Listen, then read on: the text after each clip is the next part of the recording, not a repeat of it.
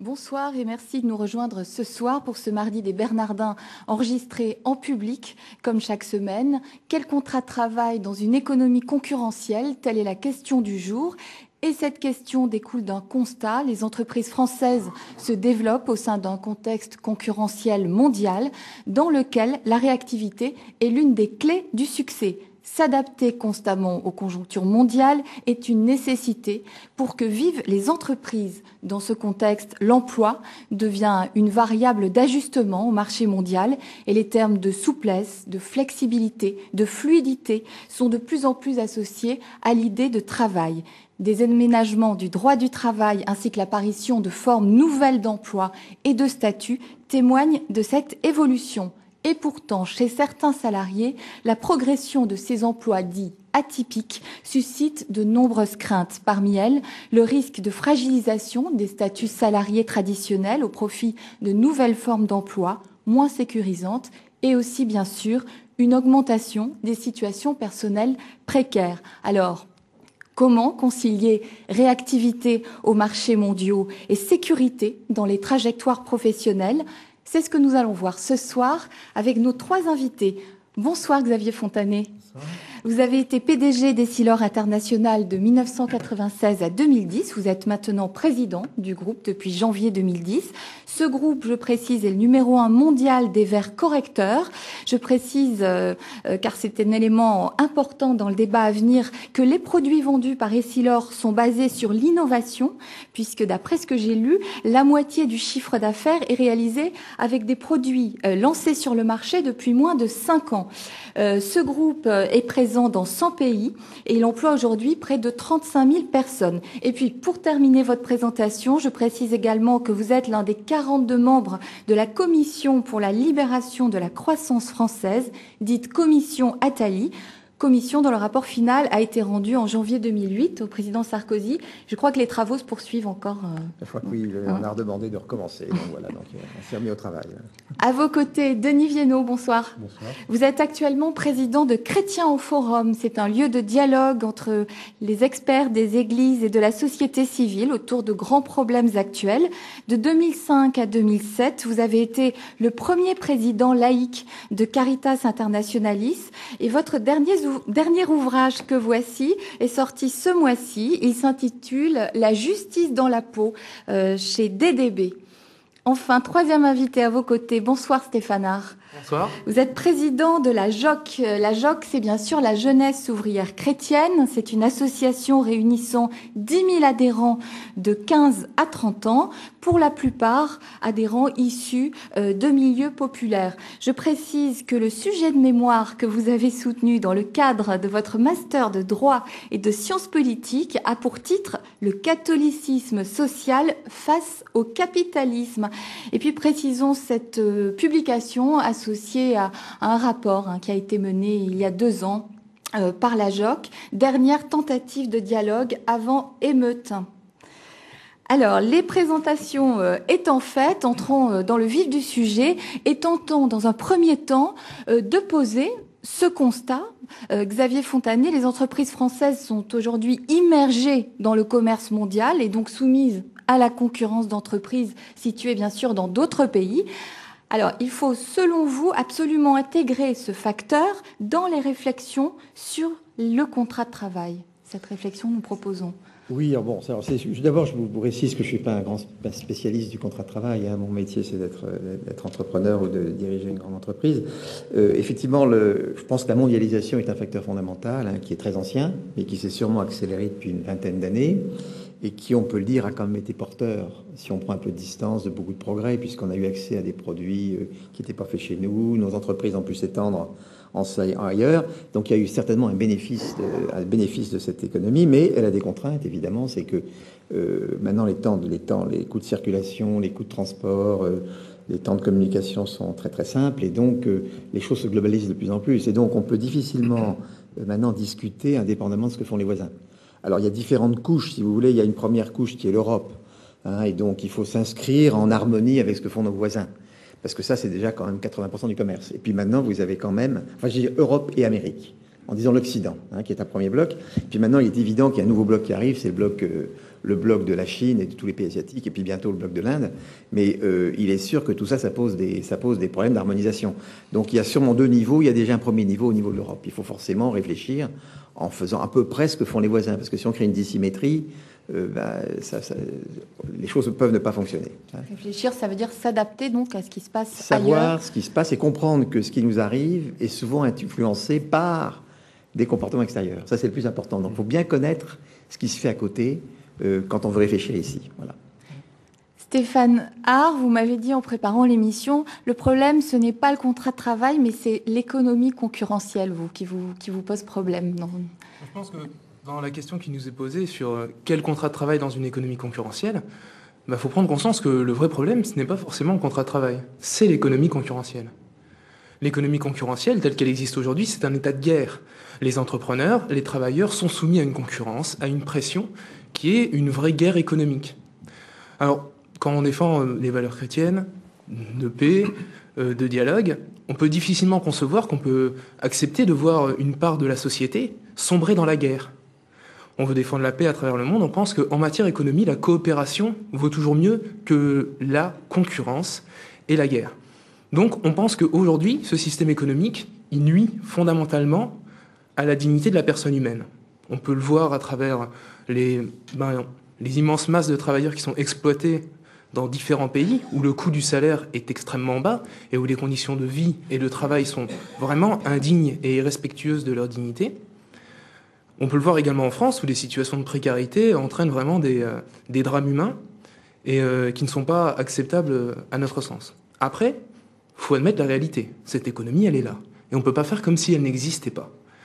Et nous devons agir pour qu'elle nuise le moins possible à la dignité de la personne humaine. Et dans cette lutte pour que cette économie concurrentielle, cet état de guerre, nuit le moins possible à la personne humaine, on a justement le contrat de travail qui vient comme un rempart, comme une protection pour les personnes les plus faibles, les plus en difficulté, qui peuvent être broyées dans le rouage de l'économie mondialisée.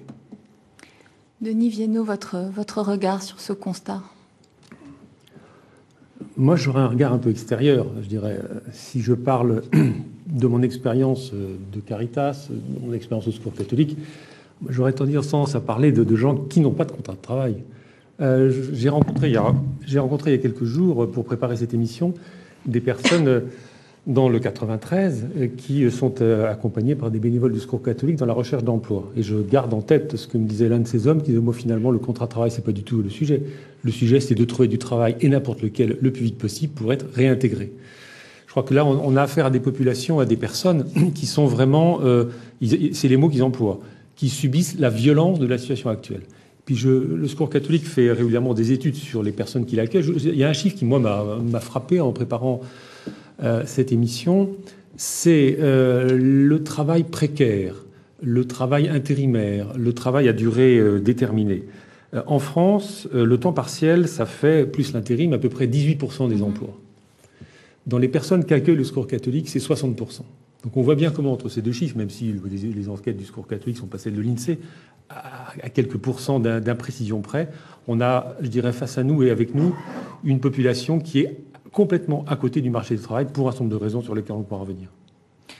Alors, Xavier Fontanet, oui. Je voudrais réagir sur ce mot guerre, parce que en fait, on est c'est des réalités qui sont très difficiles. Hein, donc, donc, je crois qu'il faut faire assez attention aux mots. Notre génération qui n'a pas vécu la guerre, je crois qu'il ne faut pas dire le mot guerre économique parce que ça, tout de suite, ça polarise. C'est sûr qu'il y a une concurrence très forte. Hein, et la concurrence, c'est aussi l'envers de la liberté, en fait. Hein. On est dans un monde de liberté. Hein, moi, je sais qu'on a vécu, on a essayé de travailler dans des pays comme la Russie ou l'Allemagne avant que le mur tombe, qui n'étaient pas des murs de liberté, qui n'étaient pas des pays de liberté. Bon, quand on voit dans quel état était la nature humaine dans ces mondes, je pense que évidemment les mondes de liberté sont préférables à des mondes où tout est organisé, parce qu'en fait il y a des états policiers, c'est portable. Alors, il est sûr que on a une situation concurrentielle qui est très vive, mais il faut savoir que c'est un peu l'envers de la liberté. Hein. Alors maintenant, le sujet est très compliqué parce que il y a tellement de sujets qui se mêlent. Il est sûr que la France, dans le concert européen, n'est pas forcément le pays le plus dynamique. Pourquoi ? Parce que les coûts sont probablement plus élevés, et donc beaucoup de gens souffrent parce qu'ils ont des difficultés à trouver du travail, parce que globalement, je pense que l'un des éléments, c'est l'État qui est beaucoup trop lourd en France et qui charge les entreprises. Automatiquement, ça rend le travail difficile. Donc, on va dire, attention, c'est le contrat de travail, mais moi, je peux vous dire aussi, attention, c'est plus compliqué. Il y a peut-être aussi la part de l'État qui est trop grande. Et si l'État maigrissait un petit peu, ça, tout de suite, ça donnerait de l'air. Vous voyez. Donc, le sujet, il est extrêmement compliqué. C'est pour ça que c'est bien qu'on ait 52 minutes, parce qu'on va pouvoir le prendre bout à bout. Et il n'y a pas une seule problème, il y a une touche d'une quinzaine de choses à travailler. Justement, donc, je voulais vous dire, guerre, la concurrence est extrêmement musclée, donc on ne peut pas parler de guerre, parce qu'en économie, on est quand même en train de faire de l'activité, on rapproche les gens, on ne fait pas la guerre. Justement, est-ce qu'on n'est pas dans un monde du travail où il y aurait une dualité entre ceux qui sont hyper protégés et puis ceux qui, malheureusement, bénéficient d'une sécurité moindre, hein? Je suis d'accord avec M. Fontanet sur le mot guerre. Moi, j'ai prononcé le mot violence, et c'est vrai. Enfin, je veux dire, j'ai rencontré, il n'y a pas longtemps, une femme d'une quarantaine d'années qui a été victime de mécanismes dans les processus d'embauche qui sont invraisemblables. Enfin, il faut voir dans quel pays on vit. Enfin, je veux dire, c'était pas une entreprise, c'était une association sociale. Donc le mea culpa, il est général dans la fonction d'employeur. Cette femme a été convoquée pour un emploi de maîtresse de maison. Il s'est avéré au fil de la journée que c'était un emploi de femme de ménage. Elles étaient 8 femmes au début de la journée. Et elle a réalisé au bout d'un moment qu'elle était en compétition et que donc il fallait qu'elle se batte contre les autres pour gagner. Au milieu de la journée, on a éliminé 4 personnes. Où est-ce qu'on est, enfin, je veux dire. Comme dans un jeu télévisé. Non, et à la fin de la journée, elle n'a pas été retenue. Enfin, cette espèce de psychologie de bazar, et elle me disait, et c'est pour ça que je veux le dire, j'ai perdu mon temps, et quand je suis chômeuse, j'ai pas le temps de perdre mon temps. Voilà cette violence, je crois, qui existe, en l'occurrence pour les gens qui ne sont pas dans le monde du travail. Mais dans l'entreprise, on a de la violence aussi. Enfin, je veux dire, on a une situation assez comment dire, étrange. Ça n'a rien à voir avec Essilor, de l'Union des opticiens qui s'est fait condamner par la Cour de cassation parce que l'entreprise n'avait pas permis à 2 salariés femmes qui avaient travaillé 10 ans et 20 ans dans l'entreprise de rester à niveau dans le domaine informatique. Elles ont été licenciées et finalement, la Cour de cassation a protesté, les a défendues. Donc, je dirais, cette violence, elle existe partout, même si, il faut réaliser dans quel type de mécanisme subissent les gens dans l'entreprise et les gens en dehors de l'entreprise. Stéphane Ard, est-ce que finalement votre volonté, c'est plus de s'attaquer aux conséquences de cette économie concurrentielle et plus à sécuriser les parcours? Est-ce que c'est pas ça votre objectif, notamment au niveau des jeunes? Notre objectif, c'est de garantir aux jeunes, mais à tout salarié, à toute personne humaine, quelque chose qui est indispensable dans la construction d'un projet de vie, dans la construction de la dignité de la personne, qui est la stabilité. La stabilité, c'est quelque chose d'extrêmement important. On ne pense pas qu'elle est uniquement de la responsabilité du contrat de travail, uniquement de la responsabilité des employeurs ou des salariés. C'est une question à prendre globalement. Quelles seraient les conditions alors de cette stabilité selon vous? Déjà, il faut souligner quelle importance elle a cette stabilité. C'est vrai qu'on dit qu'il faut de la flexibilité. On peut le dire, c'est important. Mais il faut prendre compte que s'il faut de la flexibilité, peut-être dans le marché du travail, il faut de la stabilité dans la vie de la personne humaine. Et ça, c'est quelque chose d'important. On a mené, il y a quelques années, une grande enquête sur l'accès des jeunes à l'emploi et sur les conditions de travail des jeunes. Plus de 31 000 jeunes ont répondu à cette enquête. Ce qui ressort de cette enquête, c'est que le manque de stabilité, c'est quelque chose qui nuit vraiment gravement à la dignité de ces personnes. On a vu l'impossibilité, des témoignages qui nous montrent l'impossibilité de construire un projet de vie, l'impossibilité de pouvoir construire une vie de famille. Comment construire une vie de famille si on ne sait pas si on aura encore un emploi le mois prochain? L'impossibilité de s'engager dans la société. Comment prendre le temps de s'engager quelque part quand on a un contrat dont les horaires sont décidés à la semaine? L'impossibilité également de se sentir forcément considéré, d'être acteur de l'entreprise. On ne peut pas devenir acteur et membre d'une entreprise vraiment si on en change tous les 3 mois. On ne fait pas partie de cette entreprise. On en est un outil. Et également, le problème de l'isolement. Si on change de coéquipier et de collègues tous les 3 mois, c'est compliqué également de créer du lien social. Donc c'est pour dire que la stabilité, c'est pas quelque chose de mince. C'est un besoin humain fondamental que l'on a à satisfaire, que la société, c'est le devoir de tout le monde, a à satisfaire. Cette responsabilité, elle passe par le contrat de travail. Le contrat de travail a à être stable, c'est important. Elle passe également par la responsabilité de l'État, qui doit garantir à chaque personne une formation ou un emploi. La Constitution de la Ve République garantit à toute personne le droit à l'emploi. Mais on doit être tout de même bien conscient que toute personne ne peut, par exemple, pas accéder à un contrat à durée indéterminée. Ça, c'est impossible de l'imposer aujourd'hui. C'est vrai que, étant donné l'état de l'économie actuellement, il est compliqué de dire on passe tout le monde en contrat à durée indéterminée. C'est le mode de contrat qui doit rester la base de notre droit. C'est le fondement. C'est ce qui permet de faire des exceptions. Il doit y avoir des exceptions, évidemment. On n'est pas dans un système monolithique. Mais il faut qu'elles restent des exceptions. Ça, c'est très important. Et là-dedans, il n'y a pas que la responsabilité des employeurs et des employés qui signent un contrat ensemble. Il y a également la responsabilité de l'État qui doit assurer cette sécurité des parcours de formation à chaque salarié et qui doivent permettre à ceux qui, justement, ne peuvent pas bénéficier d'un emploi stable de bénéficier d'une formation qui leur feront la possibilité d'acquérir un emploi Xavier stable. Fontanet. Oui, alors bon, non mais tout ce que dit Stéphane est tout à fait juste. Alors simplement, je crois que la réalité est tellement compliquée qu'on est obligé d'apprendre bout par bout. Je crois qu'un des premiers sujets qu'il y a, c'est effectivement que les jeunes ont des taux d'emploi extrêmement bas et ça c'est dramatique. Et l'un des éléments qui explique la raison pour laquelle ils ont des difficultés à rentrer, c'est que tous ceux qui sont dans les entreprises sont complètement bétonnés. Et donc, il y a tous ceux qui sont là, ils sont bétonnés, ce qui fait que ça empêche. Et donc, quelque part, il y a une notion que c'est quand même trop fermé. Il y a une notion de partage. Un manque de fluidité. Un manque de fluidité qui est lié peut-être à ce que les contrats sont trop sécurisants. Parce que l'envers de la sécurisation, et c'est là où Stéphane, je vais faire un point, c'est que si on fait des contrats de travail qui sont trop durs, les gens ont peur d'embaucher parce que... Ça peut paralyser. Moi, je vois par exemple en Corée, les contrats de travail sont beaucoup moins sécurisants. Mais comme les employeurs savent qu'ils peuvent embaucher, on embauche beaucoup. Et la Corée est à 4% de chômage. On a fermé une usine il y a 10 ans, malheureusement, parce qu'elle était plus compétitive pour le marché chinois qu'on attaquait. Eh bien, c'était 280 personnes qui ont trouvé un job. En 2 après-midi, tout le monde s'est recasé. Pourquoi? Parce que les gens savaient que la maison était de bonne qualité, que les employés étaient de bonne qualité, ils sont recasés. Bon, on a eu aux États-Unis, il y a une dizaine d'années, une usine qui s'est vidée. Pourquoi? Parce que les gens trouvaient des boulots à côté. Et le temps qu'on réagisse, on a fait l'usine était vidée. Donc il y a des situations de travail dans lesquelles il y a une très grosse demande. Vous voyez. Donc on discute dans une période qui est très difficile actuellement, surtout pour la France pour beaucoup de raisons. Et donc ça, faut pas oublier qu'il y a une notion de conjoncture. Maintenant, la sécurité. Est-ce que la sécurité, c'est un contrat qui bétonne ou est-ce que c'est quelqu'un qui excelle? Parce que bon, alors peut-être que la maison ici, Laure est chanceuse, mais je sais que quand quelqu'un rentre dans la maison, en général, il fait carrière. Alors, la maison est mondiale. Moi, j'ai des tas de jeunes que je vois rentrer en France. Puis, dans mes voyages, je le trouve après dans une usine. La maison, on le retrouve après dans une usine en Australie. Et puis, 2 ans après, je retrouve le gars en Chine. Et donc, en fait, il y a beaucoup d'expatriation chez nous, les jeunes. Je pense que tous les jeunes qu'on embauche en France, ils partent à l'étranger. Donc, ça, c'est une très grande notion aussi. Il y a des pays qui... Actuellement, le Canada recherche énormément de monde. L'Australie recherche énormément de monde. Une partie encore des États-Unis, des régions. Et donc, est-ce que c'est un contrat qui vous bétonne, qui vous donne la sécurité, ou c'est l'excellence du travail? Alors c'est là où je crois qu'il y a tout le volet aussi du métier, parce qu'un travail, si vous voulez, ça se capitalise pas. Donc un travail, si vous travaillez beaucoup, vous n'améliorez pas. Quand vous avez un métier, plus vous travaillez, plus vous devenez précieux, parce que vous voyez. Et donc je crois qu'il y a aussi la notion de toutes les filières de métiers et qui sont des facteurs. Donc bien sûr, il y a ce qu'évoque Stéphane, qui est tragique, donc les gens qui ont du mal à se mettre en piste, de prendre un métier, qui vont d'un petit boulot à un petit boulot.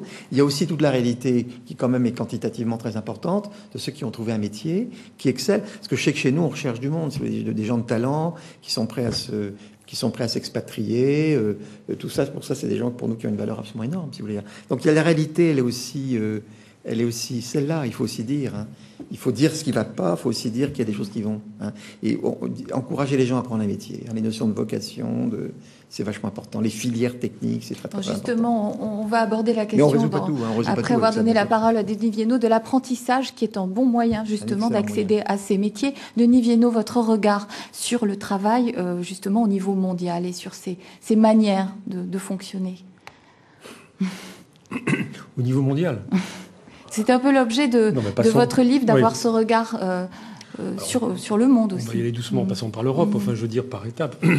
Le phénomène français et européen et des pays disons, développés, c'est quand même l'explosion de ce qu'on appelle les travailleurs pauvres. Sans qualification, ayant une difficulté d'accès au marché du travail, toute la question de la formation, et ça c'est un phénomène massif européen. On peut le jumeler immédiatement avec la situation des familles monoparentales, façon très polie de parler de femmes seules avec enfants. Donc là, il y a un phénomène social, je dirais, français et européen, qui est un phénomène hyper important. Et de cumul de diverses précarités. Vous avez employé le bon mot, de cumul. À la fois le cumul, vie familiale, formation professionnelle, emploi, logement, etc. Donc ça, je dirais, les Français ne sont pas originaux, mais on est dans un bain européen. Et c'est toute la question je dirais, de ce qu'on appelle le fameux mécanisme européen de protection sociale. On se satisfait, par exemple, en Europe, de dire que grâce à notre système de protection sociale, quelles que soient les modalités des 27 pays européens, on passe de 30% de pauvres à 10% de pauvres et on est très content. Bon, qu'est-ce qu'on fait des 10%? Donc ça, c'est la première approche européenne. Au plan mondial, je crois que les choses sont plus compliquées parce que on a affaire, à mon avis, un des vrais problèmes au plan mondial, c'est le problème des petits agriculteurs qui sont, je dirais, écrasés par les mécanismes nationaux et internationaux dans le domaine du commerce et dans le domaine de l'agriculture. Il faut savoir que les gens qui meurent le plus de faim dans le monde, ce sont les petits agriculteurs. Et donc là, au plan mondial, on a un vrai problème de petite agriculture et on a un deuxième, alors pour ne pas multiplier trop les problèmes, mais on en a un second qui est l'accès à l'eau potable. Et donc, dans ce contexte-là, la question du travail, de ce que moi j'ai pu voir, je ne parle pas des pays qu'évoque M. Fontanet, qui sont des pays, je dirais, quasiment développés, mais dans les pays les plus pauvres, une des vraies questions relatives au travail, c'est la question du travail des enfants, de l'exploitation des femmes, de la domination qui pèse sur les femmes dans beaucoup de pays, qui sont des véritables... Et on peut parler d'esclavage. Enfin, puisqu'on parle de travail, il faut parler d'esclavage. Il y a de l'esclavage dans le monde d'aujourd'hui. Et là, on est bien loin de ces questions autour un pays comme la Mauritanie, abolit l'esclavage tous les 3 ans. Donc, à mon avis, voilà. Mais j'ai rien contre la Mauritanie. Il y a une parlementaire française qui a fait un rapport sur l'esclavage en France. Non, je voulais faire un point parce que bien la situation de voyage me permet de comprendre. Je fais un parallèle très très net entre toute la pauvreté, donc toute la partie en France qui souffre beaucoup, hein, et la montée de la classe moyenne en Asie, en Chine et en Inde et au Brésil. Il est évident que de la classe moyenne, c'est là qu'il y a la plus forte croissance. Nous, disons que la prospérité de la maison ici l'or est en grande partie liée parce qu'on a réussi à mettre des verres ophtalmiques sur toute la classe moyenne, chinoise, indienne et brésilienne, si vous voulez. Et donc, c'est tous ces gens-là qui font des produits et qui ont un niveau de connaissance et de formation qui est au niveau... et c'est tout ça que ça par les entreprises, que ça crée la concurrence. Donc, manifestement, alors, c'est là qu'on tombe sur les problèmes de monnaie. Ce qui est absolument évident que l'euro, à mon avis, est surévalué, mais je pense que c'est un rapport d'1 à 2, hein, c'est pas 20%, c'est 1 à 2. Hein. Il faut se rappeler que l'euro a commencé à 0,85 d'ailleurs, hein, il est à 50, donc il y a un rapport d'1 à 2. À l'époque, ça allait très bien. Et donc tous les gens souffrent de l'euro. Mais l'euro, pourquoi est-ce qu'il est élevé? Et c'est là où notre problème est compliqué, c'est qu'il y a une belle alliance entre l'Amérique et la Chine. Et donc on a bien vu que les Américains sont en train de discuter avec les Chinois sans que les Européens y soient. Mais dans ce cas-là, ils ont intérêt à garder, puisque nous on a un euro qui est probablement trop fort, on a peur de l'inflation, donc on fait tout ce qu'il faut, et donc on souffre tous de ça. Donc si vous avez la réalité d'une complexité, si on commence à la regarder, on est vraiment dans un système... on découvre des strates... Alors après, il ne faut pas se faire peur, si vous voulez, parce que il est évident que les Européens vont très vite comprendre qu'on est en train de se faire rouler dans la farine par les Américains et les Chinois qui défendent leur intérêt. Parce que si je suis chinois, quand je vois la difficulté que j'ai avec tous les gens des campagnes qui vont vers les villes, et qu'il y a du chômage, je suis obligé d'avoir des monnaies faibles pour pouvoir créer des usines qui me permettent d'exporter, de les utiliser. Donc ils défendent leur intérêt. Mais dans ce tout-là, il est évident qu'il y a une énorme responsabilité au niveau de l'Europe pour rééquilibrer les choses, vous voyez. Alors ça, il y a ça. Alors après, là-dessus, il ne faut pas non plus complètement se paniquer, parce que le gros du business, c'est quand même intra-européen. Donc on est ramené à s'assurer que la France, par rapport aux autres pays, n'a pas un système décalé pour que nos entreprises puissent concurrencer entre elles. Déjà, ça réglera une partie du problème. Alors je résous pas tout en vous disant ça, mais en fait, je crois qu'il faut vraiment prendre un petit peu d'altitude. Et la réalité, elle est faite probablement de toucher à une dizaine de choses en même temps.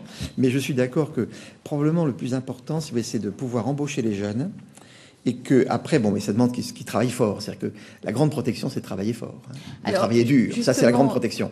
Et après, que les entreprises puissent leur faire des parcours. Et donc, ça veut dire que c'est des métiers. Donc, il faut investir dans les métiers. Et je pense que les systèmes les filières, c'est la vision. C'est là qu'il faut aller. Ça, c'est la bonne vision. Stéphane Haar, vous travaillez sur le thème de l'apprentissage. Voilà. L'apprentissage, ça mène directement à la transmission d'un savoir-faire et donc d'un métier. Comment travailler aujourd'hui mieux sur ce thème-là ? L'apprentissage, c'est quelque chose qui a trop longtemps été très dévalorisé dans notre pays. Et c'est bien malheureux. Mais comme l'ensemble des filières professionnelles. Voilà.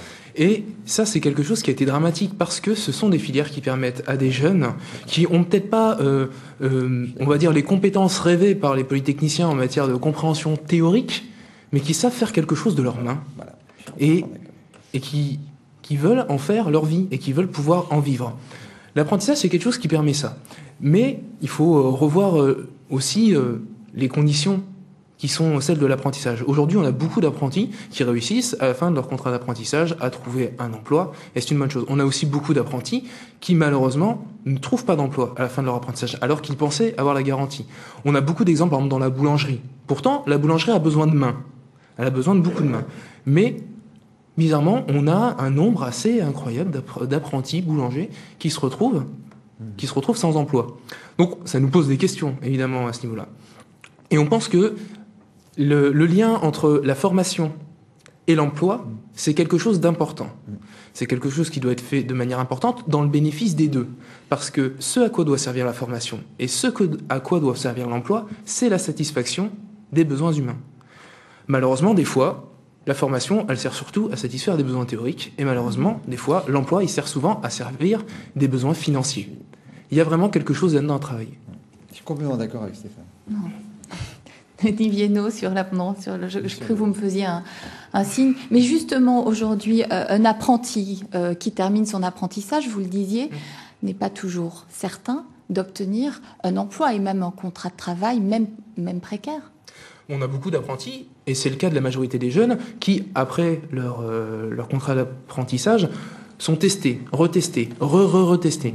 Nous, c'est quelque chose qui nous marque et c'est quelque chose dont témoignent énormément les jeunes. C'est le manque de confiance qui leur est fait. Alors, on écoute aussi des employeurs qui nous disent que c'est pas forcément facile d'embaucher, je veux bien. Mais il faut imaginer quand même, je dirais, le sentiment de manque de confiance qui leur sont faits. Vous vous rendez compte qu'avant d'avoir un emploi dit stable, les jeunes, en moyenne, ont entre 5 et 10 ans où on les teste. C'est un sentiment quand même très difficile pour un jeune qui pourtant a fait un apprentissage, a montré son savoir par un diplôme, a montré ses capacités sur le terrain par quelques années d'expérience, de se voir continuellement proposer des contrats tests. Xavier Fontanet, comment réagissez-vous? Je suis d'accord avec Stéphane. Je pense qu'il y a 20 ans, moi je me rappelle, il y a 40 ans que je suis rentré, mais je pense que ce phénomène n'existait pas il y a 20 ans. Donc il s'est passé quelque chose. Et donc c'est assez difficile de le comprendre. Je crois qu'il y a en France, comme vous disiez, des mains. Il y a un côté intello en France, donc en fait c'est le col blanc par rapport au col bleu. Il y a un travail extrêmement profond de redonner la dignité de tous les métiers, de tous les métiers de travail, de col blanc. Il y a quand même aussi toute la montée de services. Alors il y a un mystère, c'est qu'il y a des professions entières qui cherchent du monde.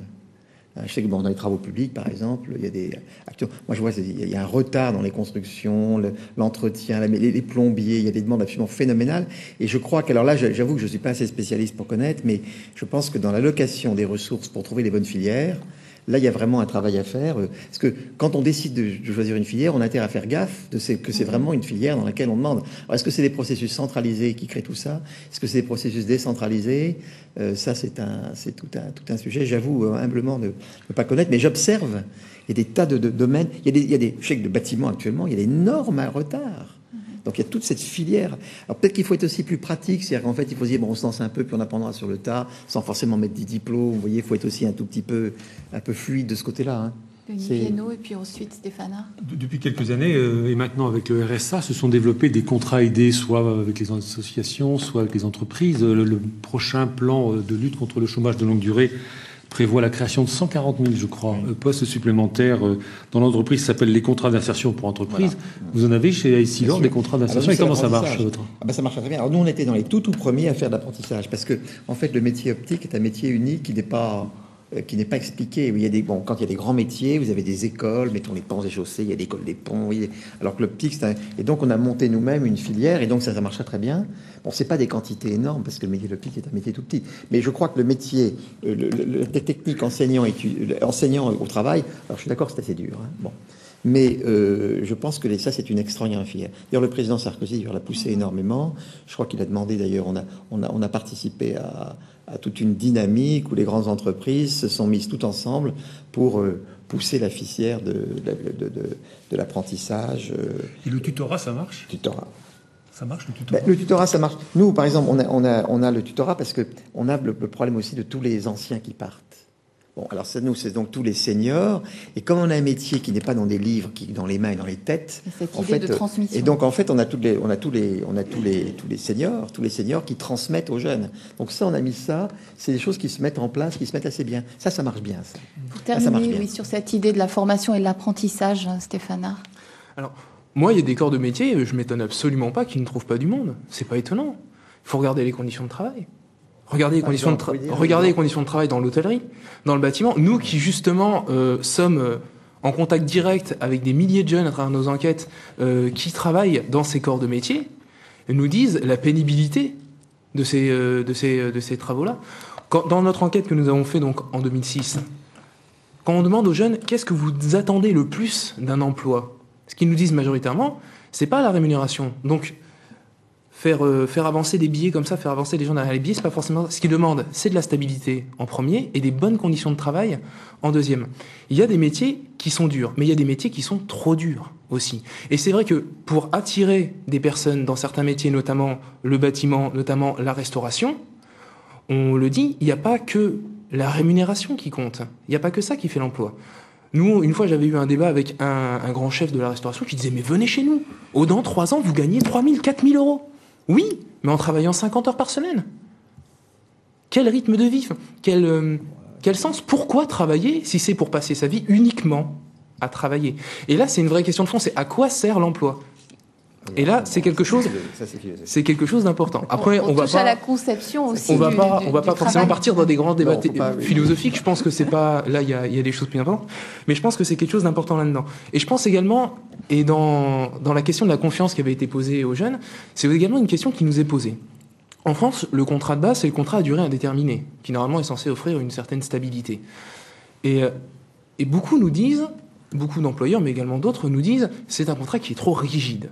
Pourtant, on se pose une question parce que quand on regarde les textes de loi et quand on regarde la réalité, on se rend compte que pour rompre un contrat de travail à durée indéterminée, ce qu'il faut, c'est L 1232-1 du Code du travail, c'est une cause réelle et sérieuse. C'est quand même le minimum, je pense, du respect pour la personne en face, que ce soit l'employeur et le salarié, que quand on rend un contrat de travail, il y ait une cause réelle et sérieuse. Il faut y réfléchir. Quel est le sens de rompre un contrat de travail sans avoir une cause réelle et sérieuse? Je pense que c'est un faux débat que de dire que le contrat à durée indéterminée n'est pas assez souple. Il est souple, il demande juste une cause réelle et sérieuse. Par contre, c'est un contrat qui ne supporte pas l'arbitraire. Et dans une économie concurrentielle qui est habituée à l'arbitraire, c'est quelque chose qui fait un peu tâche. Après, évidemment, il faut réfléchir à comment permettre de mettre fin à cet arbitraire qui est parfois trop grand. Xavier Fontanier. C'est des sujets compliqués parce qu'il faudrait voir cas par cas, si vous voulez. En écoutant Stéphane, il faudrait que vous invitiez soit Pierre Belon, soit Robert Zolatz, que je connais très très bien, qui sont des grands patrons de groupes de restauration. Donc Pierre Belon a commencé il y a 50 ans. Je crois le groupe a maintenant 580 000 personnes. 580 000. Et donc, en fait, bon, moi, j'ai travaillé pendant 6 ans dans cette profession. Alors, effectivement, les travaux sont assez durs, mais j'ai vu tellement de gens partir en bas, grimper, parce qu'il y a des tas de capacités de grandir, parce que vous avez un restaurant. Donc, au début, on peut commencer par la plonge, puis après, vous pouvez vous occuper toute la propreté, puis après, vous pouvez prendre des cuisines, vous gérez le restaurant, puis après, vous gérez 10 restaurants, puis on vous passe une région. Donc, il y a des capacités de croissance absolument extraordinaires.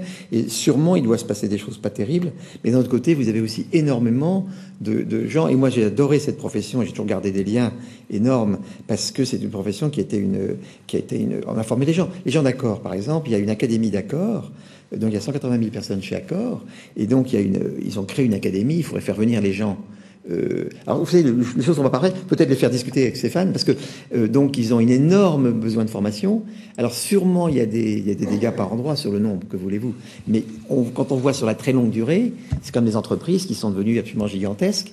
Et ça, je crois qu'il faudrait aussi peut-être leur donner l'occasion de s'exprimer, si vous voulez. Moi, je les connais très très bien. Ils seront ravis de venir discuter le coup. Et on est d'accord, le monde n'est pas parfait, on n'est pas bon. Il y a plein de bêtises. Il y a aussi des belles choses. Et je crois qu'il faut à la fois équilibrer le discours qui fait un petit peu peur, parce qu'il y a sûrement des gens qui se comportent mal. Mais il y a aussi beaucoup de choses magnifiques. Il faut donner l'équilibre dans le discours. Et donc, je vous promets, si vous voulez, ou M. Belon ou Robert Zolatz, on les fait venir et vous verrez, on dira des choses sympas. Nous, on ne dit pas le contraire. C'est vrai qu'il y a vraiment des choses... Enfin, on voit des jeunes qui ont pu avoir une ascension sociale qui est absolument magnifique. public dans ces corps de métier. Voyez, et ceux qu'il faut tirer, voyez. Voilà, on veut pouvoir aussi attirer l'attention justement sur les conditions de travail qui sont celles-là, tout en soulignant que oui, ça permet vraiment à des personnes. Voilà. Nous, tout ce qu'on regrette, c'est que malheureusement les conditions de travail difficiles deviennent la norme et la réussite personnelle tend à devenir l'exception. C'est ça qu'il faut. Et ça, c'est ce qu'il faut combattre. Il faut discuter, il faut la pouvoir. Vous souhaitez intervenir? Oui, non, faut quand même dire qu'il y a des gens qui sont mal payés, quoi. Enfin, le SMIC, c'est quoi aujourd'hui? C'est 1100 net. Qui peut vivre à Paris avec un SMIC? Mais là, on s'intéressait plus à la question du contrat de travail. Non, contrat de travail, il y a le salaire dedans. Oui. Hein. Tout à l'heure, Stéphane disait que le salaire, c'était pas le problème. Moi, je suis désolé. 1100 net pour vivre. Je parle pas des allocations sociales. Enfin, je veux dire, je prendrais qu'un exemple. Le RSA, une personne seule, c'est 460. Et s'il y a un truc assez intéressant, c'est que, par exemple, la Cour constitutionnelle allemande, vous voulez de l'international, a critiqué le RSA allemand parce que les enfants n'étaient pas suffisamment pris en compte. Donc il y a un vrai débat aujourd'hui, à mon avis, sur le montant des rémunérations minimum dans ce pays et le fait qu'on se targue d'avoir un RSA à 460 € en se disant on est bien. Ben non, on n'est pas bien du tout. Il y a des gens qui vivent dans des conditions absolument dramatiques. Donc je comprends que M. Fontanet soit optimiste pour ceux qui réussissent, mais moi je suis chargé de dire que ceux qui réussissent pas, ils sont dans des situations absolument dramatiques, ce qui pose la question du partage dans nos sociétés. Ce qui pose la question symbolique des salaires invraisemblables, c'est pas le débat d'aujourd'hui, enfin il faut quand même l'évoquer, des salaires invraisemblables. J'ai fait une émission sur le juste salaire. Très bien. Oui, sur la justice, on peut parler de dire deux mots de la justice si vous voulez, mais je crois qu'il y a aussi violence. Quand vous êtes au chômage, vous avez un tout petit salaire et vous travaillez en travail fractionné, comme les gens que j'ai rencontrés ou les gens que décrit Florence Aubenas. Travail fractionné, c'est invraisemblable. Bon, il y a donc là une violence qu'il ne faut pas oublier quand on se réjouit des succès des plus chanceux. Moi, j'aurais aimé avoir votre regard sur cette expérience qui a été menée au Danemark et dans certains pays scandinaves et qui s'appelle la flex-sécurité et qui est une sorte de nouveau modèle social. Comment vous, en tant que jeune responsable de la JOC, voyez-vous ce type d'expérience et puis également en tant que chef d'entreprise Moi, je pense de manière, on va dire, très pragmatique que la question de la stabilité des conditions de travail, c'est une question collective. Et on perd trop de temps à se renvoyer la balle de l'un à l'autre. Alors, les syndicats de salariés, les employeurs, ainsi de suite. Lors de la campagne que nous avons menée sur l'emploi des jeunes, on a organisé 220 tables rondes qui ont réuni tous les acteurs du monde économique autour d'une même table, partout en France. Puis, on a organisé un grand état général de l'emploi des jeunes, des états généraux de l'emploi des jeunes, qui ont réuni 1200 personnes avec des employeurs, des personnes de la société civile, des élus, et où là, on a posé la question de dire c'est un problème collectif de nous tous, on a à le prendre. Au Danemark, ils apportent une solution où l'État apporte une grosse sécurité on va dire, en assurant une sorte de sécurité sociale de l'emploi. C'est un peu comme ça qu'on pourrait le schématiser. C'est un peu le cas avec ce modèle. C'est un peu le cas. Nous, je ne veux pas forcément encenser ce système. Tout ce qu'on peut dire, c'est qu'il faut pouvoir se mettre d'accord et pouvoir assurer cette stabilité. C'est un choix qui a été fait. Il a des avantages et il a des problèmes également dans l'autre sens. Notamment, c'est quelque chose qui est extrêmement rigide, extrêmement gros et qui doit être réfléchi. Nous, tout ce qu'on dit, c'est qu'il faut permettre la sécurisation des parcours de formation et que c'est à l'État d'être garant de ça, parce qu'après tout, dans un pays démocratique comme la France, c'est l'État dont les permettre également aux entreprises de continuer à se développer. C'est aussi un peu la question, puisque sans entreprise, plus de contrats de travail également. Alors, comme j'ai dit, il faut faire attention aux peurs qui sont créées sans vraiment exister. Le contrat à durée indéterminée tel qu'il existe aujourd'hui, il n'est pas si dur à rompre que ça. Enfin, les milliers et les millions de personnes licenciées économiques et licenciées dans notre pays en sont les témoins. On n'a pas eu énormément de problèmes à les licencier. Et pourtant, c'est les entreprises qui continuent d'exister aujourd'hui, et pour une partie d'entre elles, à faire des bénéfices. Alors, le gros souci, c'est justement qu'on est dans une économie concurrentielle qui met la pression et aux employeurs et aux salariés. Donc oui, il faut permettre de ne pas être faussement idéaliste et de ne pas tenir compte de la réalité du marché concurrentiel, mais il faut aussi se dire qu'on a tous à faire un effort là-dedans. Je ne pense pas que c'est à l'État uniquement de mettre des billes, parce que l'État c'est la collectivité, ce n'est pas à l'État uniquement de mettre les billes et de tout contrôler. C'est pas non plus je pense, la solution. Après, ça passe avant tout par un dialogue et par un travail en commun qui doit être réfléchi. C'est exactement le genre de questions qui sont des problèmes de société qui ne sont pas assez discutés. On parle facilement des contrats des jeunes, ça a été exactement le cas sur le CPE. Le CPE, il n'y a pas eu un seul représentant des jeunes dans toutes les réunions de concertation et de discussion autour de ce thème-là. Il n'y avait pas une personne de moins de 40 ans. C'est problématique. Guénaud, puis ensuite Xavier Fontanet réagira. En France, la flexsécurité, elle s'est développée essentiellement par des accords entre organisations représentatives dans les années 2008-2009. Puis l'État, dans les différentes lois, a calmé un peu le jeu du fait de la crise. Ça s'est orienté essentiellement, comme ça a été très bien dit par Stéphane Ard, autour de, je dirais, du CDI qui reste le contrat de base, et à côté duquel on a créé finalement deux mécanismes. On a créé des contrats de mission, mais ça concerne essentiellement les ingénieurs, les techniciens, ça ne concerne pas les gens sans formation professionnelle, ou très peu, même si ça se développe parfois. Et puis les questions de rupture conventionnelle. À ce moment-là, moi je crois on se retrouve face à trois risques pour le salarié dans ce cadre évolutif. Il y a le risque classique de la rupture du contrat, il y a le risque de la perte des revenus, et puis il y a le risque qu'on évoquait tout à l'heure, qui est le risque d'une perte de capacité à occuper un emploi. Quand on se trouve au chômage pendant un peu de temps, assez rapidement, on perd sa capacité. Donc je crois que cette flexsécurité, elle s'est organisée, et il faut le reconnaître là, à travers un État qui a calmé le jeu des organisations patronales et syndicales qui, à mon avis, allaient un peu vite en 2008-2009 sur le sujet.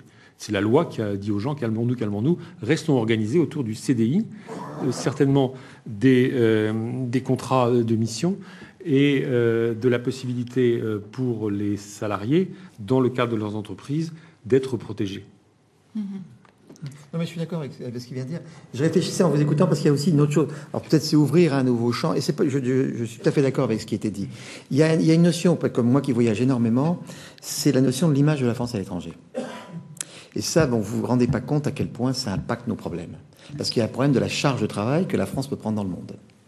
Hein, donc il y a des pays dans lesquels l'Allemagne actuellement explose. Pourquoi ? Parce qu'il y a un talent dans la machine-outil, que l'Inde et la Chine grimpent à toute vitesse, on achète des machines-outils, ça tire le pays. Donc il y a une notion quand même de la capacité globalement qu'a le pays de avoir le travail qui vient à lui. Et il est sûr qu'il y a le problème de l'éducation, c'est que plus le système éducatif fonctionne bien, plus c'est facile d'attirer, parce qu'on est... Donc ça, c'est un gros sujet, et il impacte, on va pas en parler, etc.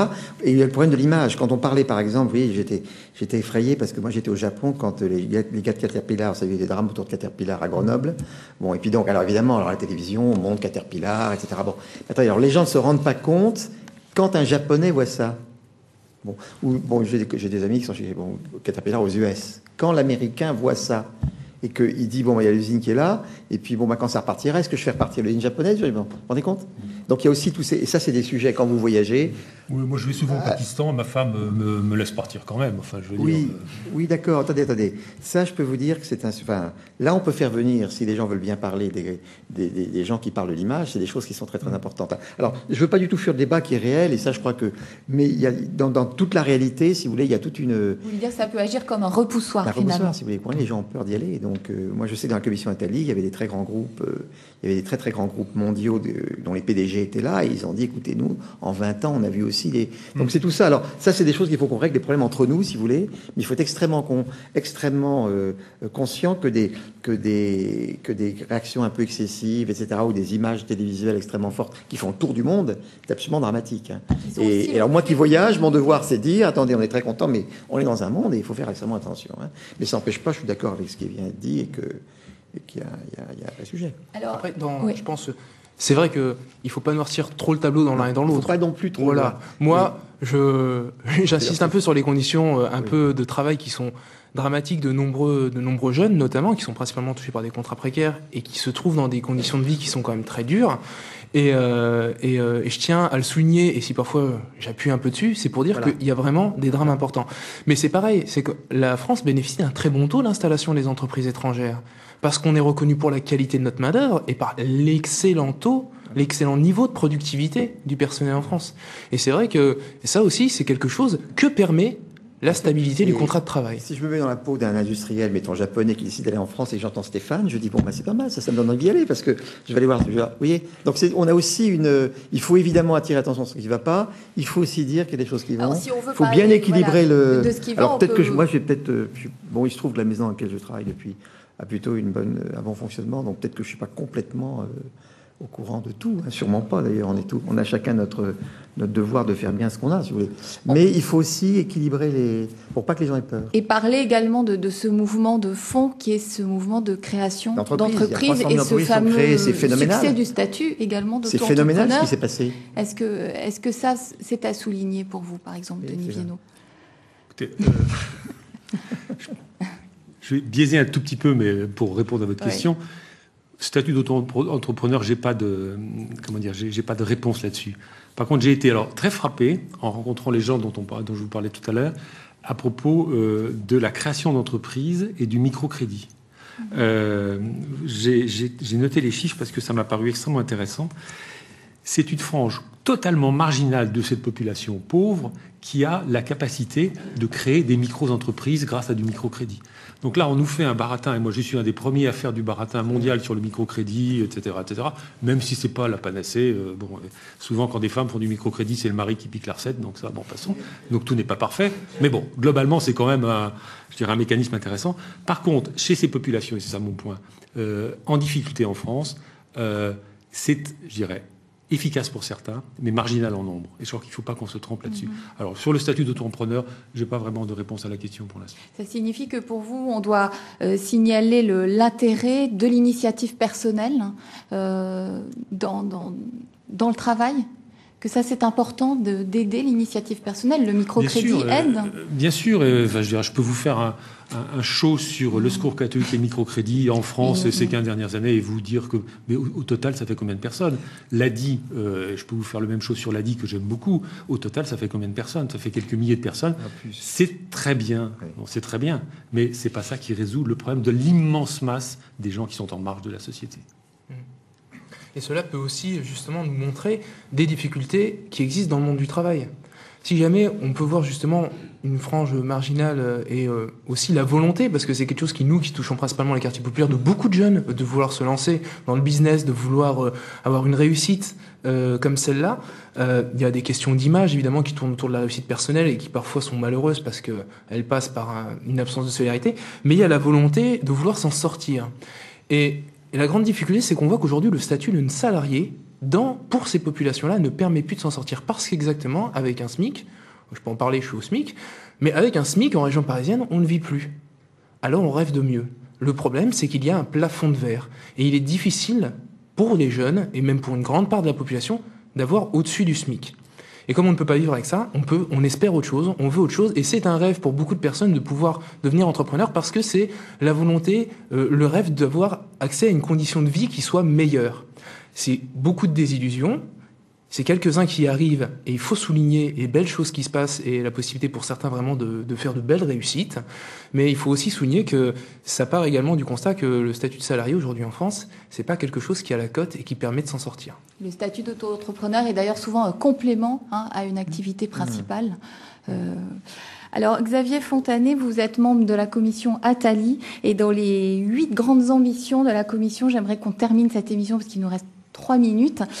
Il est écrit « Créer de nouvelles sécurités à la mesure des instabilités croissantes ». C'est un des objectifs. Ça, c'est des... Bon, ça, je veux bien, mais c'est bien sûr, tout le monde rêve de ça, évidemment, mais ça... Est-ce que ça vous paraît possible aujourd'hui au regard de ces modifications autour des contrats de travail? Est-ce qu'on peut encore espérer? Il y a eu des débats dans la commission, il faut être très clair. Il y a des débats étaient clairs. Il y avait les gens qui disent on va sécuriser au maximum, comme ça on sécurise ce qu'on a. Et puis il y a ceux qui sont habitués à l'activité économique qui disent attendez, plus vous sécurisez, plus en fait c'est le diable ou l'enfer est pavé de bonnes intentions. Et en général en économie, si vous voulez, il y a toujours l'effet direct et l'effet indirect. Et malheureusement, l'effet indirect est plus puissant que l'effet direct, est en général en sens inverse. Et donc, il y a eu un grand débat entre ceux qui voulaient, entre guillemets, sécuriser et créer des systèmes qui bloquent l'embauche. Et donc, là, je dois dire que là-dessus, il faut être assez clair, il y a eu des grands débats. Et la commission a été, il faut le dire, plutôt vers la fluidité. Et les gens ont dit, écoutez, c'est plutôt en fluidifiant un petit peu, en ne mettant pas trop de verrous, que les choses s'ouvriront. Donc c'est ça qui a été dit. Donc, ne pas se braquer sur des statuts. Il y avait des gens très différents dans la commission. Bon, c'est clair que les sensibilités étaient différentes. Et je crois que l'ensemble a eu l'intelligence de dire qu'il faut quand même faire comme partout, si vous voulez. Mais je reconnais qu'on a une période actuellement qui est une période difficile, c'est une période de crise économique. Hein. Donc la période dans laquelle on discute est une période qui n'est pas très facile parce que toutes les tensions, elles sont là. Si vous voulez. Et puis il y a vraiment le problème des monnaies. Hein. Ça, je pense qu'on sous-estime complètement le problème des monnaies. Moi qui veux. Denis Viennot, 1 minute pour conclure et ensuite une dernière minute également pour Stéphane Art. Si j'ai 1 minute, je parlerai des femmes. Enfin, je veux dire, on a évoqué ça tout à l'heure, aussi bien en France, en Europe que dans le monde. Enfin, si on est en France, l'accès à la formation des femmes non qualifiées, ça doit faire partie des priorités à mettre en œuvre pour le plus vite possible leur donner des moyens d'existence et d'autonomie. Je terminerai par la phrase d'une des personnes que je rencontrais qui me disait, une femme, on a peur de devenir des SDF. Enfin, je veux dire, la peur, elle est viscérale. Donc cet effort de formation, il est à mon avis fondamental en France et dans le monde entier d'ailleurs. Je pense que ce qui a un peu sous-tendu tout notre propos, c'était flexibilité, sécurité. La sécurité, elle a comme avantage de protéger les plus faibles, et aujourd'hui ils en ont besoin. Elle a sûrement un deuxième effet d'inconvénient qui rigidifie les choses. Mais la flexibilité, si elle a peut-être comme premier effet, on dirait de créer de l'emploi, elle a comme deuxième effet la misère, la précarité et le désespoir d'une grande partie de la population. C'est quelque chose également qu'il ne faut pas oublier. Très bien, je vous remercie tous les trois d'avoir participé à cette émission. Je montre à nouveau votre livre Denis Viennot qui est sorti début avril, La justice dans la peau chez DDB. J'ai pas donné le nom de l'éditeur tout à l'heure. Et puis je crois qu'il est toujours disponible, celui-ci également. Dernière tentative de dialogue avant émeute, c'est aux éditions de l'Atelier. Quant à moi, il me reste juste le temps de vous remercier et de vous dire que c'est Christian de Cacré qui vous donne rendez-vous le 4 mai prochain avec un sujet sur l'abstraction. Quelle expérience aujourd'hui. Merci beaucoup, à bientôt, au revoir.